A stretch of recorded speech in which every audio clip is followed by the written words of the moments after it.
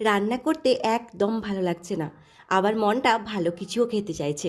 শীতের সবজি দিয়ে মাত্র 15 মিনিটের মধ্যেই বানিয়ে নিতে পারো ভেজিটেবিল পোলাও, যেটা যে কোনো ভেজ কিংবা ননভেজ খাবারের সাথে খেতে দারুণ লাগে। প্রথমে 250 গ্রাম আমি চাল নিয়েছি, খুব ভালো করে ধুয়ে আধ ঘন্টা ভিজিয়ে রাখছি। কিছু ভেজিটেবিল নিয়ে নিয়েছি, মটরশুঁটি, গাজর, বিনস, পেঁয়াজ, পনির, কাজু, কিশমিশ আর কাঁচা লঙ্কাও নিয়েছি। এরপর কড়াইতে কিছুটা পরিমাণ তেল আর 1 চামচ ঘি খুব ভালো করে গরম করে নিয়ে পনিরগুলোকে দিয়ে ভেজে নিতে হবে। এক সাইডে পনিরগুলো ভাজা হতে থাক, অন্য সাইডে কাজু বাদামগুলোও ভেজে নিচ্ছি। এরপর কুচিয়ে রাখা পেঁয়াজগুলো আমি এর মধ্যে দিয়ে দিচ্ছি। যারা পিওর ভেজ করতে চাইছো তারা পেঁয়াজটা স্কিপ করতে পারো। পেঁয়াজে হালকা রং আসলেই যেই সবজিগুলো সেদ্ধ হতে দেরি হয় সেরকম অনুযায়ী পরপর সবজিগুলোকে দিতে থাকবো।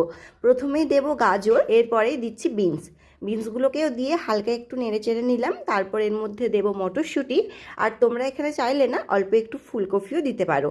তারপর সব কিছু খুব ভালো করে নেড়ে চেড়ে কয়েক সেকেন্ড ভেজে নিয়ে দিচ্ছি আদা বাটাটাও দিয়ে খুব ভালো করে সবজির সাথে কষিয়ে নাও। এরপর এর মধ্যে দেব নুন, গোলমরিচ গুঁড়ো, সামান্য একটু চিনি, সাথে কিশমিশগুলোও দিয়ে দেব। এরপর এর মধ্যে দিচ্ছি 250 গ্রাম চালের জন্য 500 গ্রাম জল, তার সাথে 150 গ্রাম মতো দুধ।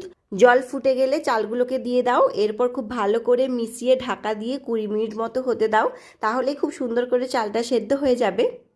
চাল 90% মতো সেদ্ধ হয়ে গেলে দুধ এবং তার সাথে ঘি এবং গরম মশলা দিয়ে খুব ভালো করে নেড়েচেড়ে মিশিয়ে নিলেই কিন্তু খুব সুন্দর ভেজিটেবিল পোলাও তৈরি। তোমরাও বাড়িতে ট্রাই করে দেখতে পারো। আজ এটুকুই, বাই বাই।